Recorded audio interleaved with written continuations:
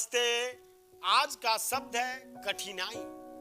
कठिनाइयां, परेशानियां, दिक्कतें, ये सारी समस्याओं का जड़ तनाव है, टेंशन है। हमारी समझदारी में कमी है। हम समझदार नहीं हैं, इसलिए हम समझ भी नहीं पाते। हमारा ध्यान वहां तक पहुंच ही नहीं पाता। लेकिन सच पूछिए तो कठिनाइयां, जीवन में कठिनाइयां हमें बर्बादी के लिए नहीं, बल्कि हमारे अंदर छुपे हुए सामर्थ्य और शक्तियों को निकालने के लिए आती हैं। कठिनाई के बिना किसी समस्या के आप ताकतवर हो जाओ, आप सफल हो जाओ, ये आप अगर सोचते हैं तो आपसे बड़ा बेवकूफ और कोई नहीं। तो दोस्तों, कठिनाई यहाँ तो आनी ही चाहिए, प्रॉब्लम तो होनी ही चाहिए, समस्याएं तो उत्पन्न होएगी ही आपके जीवन में। लेकिन समझदार इंसान वो है जो धैर्य रखता है और इंतजार करता है। समस्याएं खुद व खुद ओझल हो जाती हैं, चली जाती हैं। लेकिन नहीं तो मैं एक कहानी आपके सामने प्रस्तुत करता हूं और ज्यादा क्लियर हो जाएगा। एक बार की बात है, एक सज्जन रास्ते से जा रहे थे। किसी वृक्ष के नीचे, विशाल वृक्ष था, शायद बरगद का रहा होगा या अथवा पीपल का रहा होगा। उसके नीचे एक विशाल हाथी खड़ी थी, जिसके पैर में एक पतली सी रस्सी बंधी हुई थी, एक खूंटे में, जिसके कारण वो हाथी वहीं पर खड़ी थी। उन सज्जन के दिमाग में बात आई कि इतना विशाल हाथी और इतनी पतली सी रस्सी में कैसे बंधी हुई है, क्या हो गया इसे? ये तो एक झटके में इस पेड़ को तोड़ सकती है, इस पेड़ को ढा सकती है, इस पेड़ को गिरा सकती है, ये क्या क्या नहीं कर सकती। और इतनी पतली सी रस्सी भला कैसे इस हाथी को बांध सकते हैं? कुछ दूर तो आगे चले गए, लेकिन उनके मन में ये प्रश्न उठ रहे थे, उनका मन नहीं माना।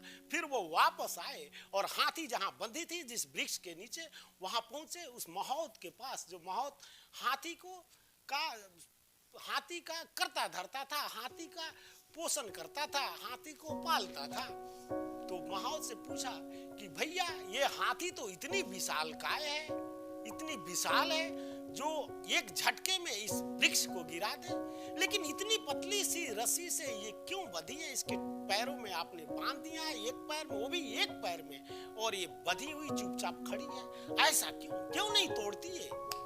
इस पर महोत कहता है कि जब ये हाथी बच्चे से मैं इसको अपने पास रखा हूं और बच्चे से मैं इसका परवरिश कर रहा हूं, पालता पोसता हूं, तो बचपन में मैं इसके पैरों में यही रस्सी बांध दिया करता था खूंटे से। जब ये चलती, इधर उधर भागती, तो इसके पैर कट जाते थे, पैरों से खून निकलने लगते थे, इसके पैर जख्मी हो जाते थे। बस ये डर के कभी इधर उधर नहीं भागती, बस एक छोटी पतली सी रस्सी से बांध दो, नहीं भागती। ज्यों-ज्यों ये बड़ी होती चली गई, विशालकाय तो हो गई, बड़ी ताकतवर भी है, लेकिन इसके मन में, इसके दिमाग में वही बचपन की बातें बैठी हुई हैं कि रस्सी मैं इधर उधर भागी चली तो फिर से मेरा पैर कट जाएगा, लहू लहुआन हो जाएगा, मैं जख्मी हो जाऊंगी। ये बातें तब की है जब वो बच्चे थी, बचपन में थी। आज बड़ी हो गई, विशालकाय उसका शरीर हो गया, इतनी ताकतवर हो गई, फिर भी वो चीजें, वो बातें उसके मन में इस कदर बैठ गई हैं कि आज भी हाथी ये सोचती है कि उसका पैर जख्मी हो जाएगा। तो देखिए कितनी मजे की बात है। ये सिर्फ हाथी के साथ नहीं है, वो तो जानवर है कि ऐसा सोचती है कि पैर कट जाएगा। जो एक बार धारणा उसके मन में बैठ गया, वो आज तक भी है। तो ये जानवरों में तो हो सकता है, लेकिन कितनी दुख की बात है कि हम इंसान बिल्कुल इसी तरह की धारणाओं से बंधे हुए हैं और अपनी समस्याओं को महासमस्या, विशालकाय समस्या बना देते हैं और डर के कारण उससे निकल नहीं पाते, अपने भाग्य को दोष देते हैं, अपने भाग्य को कोसते हैं, अपने तकदीर पर हंसते हैं कि मेरे भाग्य में यही लिखा है, इसी वजह से मैं इस तरह के परेशानियों से जूझ रहा हूं। जबकि बात कुछ और है साथियों।